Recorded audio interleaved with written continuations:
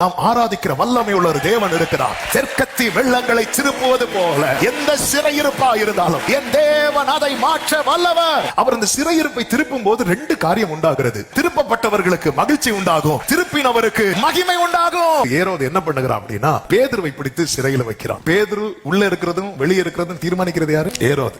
ஏரோது பஸ்கா பண்டிகைக்கு பின்னாக வெளியே கொண்டு வரலாம் பிளான் வச்சிருக்கான். எதுக்கு வெளியே கொண்டு வரதுக்கு தெரியுமா? கொல்லுறதுக்கு. ஆனா கர்த்தர் அன்னைக்கு நைட்டே வெளியே கொண்டு வரணும்னு பிளான் பண்றார். எதுக்கு வெளியே கொண்டு வரணும் தெரியுமா? சொல்றதுக்கு. சாத்தான் உங்களை கொல்லுறதுக்குன்னு பிளான் போடும்போது நீங்க அவர் நீதியை சொல்வதற்கு கர்த்தர் பிளான் வச்சிருக்கிறார். 4 வகுப்பு பாதுகாப்புக்குள்ள பேதுரு இருக்கிறான். தூதன் வந்து அங்கே நின்றான். அவன் பேதுருவை தட்டி எழுப்புறான். இந்த தூதன் இந்த இரவு வரலன்னா நாளைக்கு ஏரோது வந்து நின்று பேதுருவை தட்டி எழுப்பி இருப்பான். சத்துருவின் கை உன்மேல் படுவதற்கு முன்னே கர்த்தருடைய கிருபை உன்னை தொடும். காவல் காத்து கொண்டிருந்தார்கள். ஆனா அவங்களுக்கு தெரியல. அவங்க பார்வையில இன்னும் பேதுரு எப்படிதான் இருக்கிறான்? தூங்கிட்டு தான் இருக்கிறான். உங்களால எழும்பி தேவ சமூகத்துல உட்கார முடியுது, நீங்க காவல கடக்குறீங்க. பைபிள வாசிக்க முடியுதுன்னா காவல கடக்குறீங்க. இன்னைக்கு நீங்க பிரச்சனைக்குள்ளதான் இருக்கிறீங்க. ஆனா ஜெபிக்க முடியுதுன்னா நீங்க ஒரு காவல கடந்துட்டீங்கன்னு அர்த்தம். முதல்ல உன் சங்கிலி உனக்குள்ள இருக்கிற கட்டெல்லாம் விழணும். நம்ம தூரத்துல இருந்து பார்த்துட்டு இருக்கிறோம். அது இரும்பு கதவு, நம்மளால திறக்க முடியாது. உள்ள பல சிறையிருப்பை வச்சுட்டு நீங்க தள்ளுனாலும் இந்த கதவு திறக்காது. ஆனா அந்த ரங்கத்துல ஒரு மனுஷனுக்கு விடுதலை கிடைச்சிட்டு எங்களை தள்ளி திறக்காத கதவுகள் எல்லாம் தானாய் திறக்கப்பட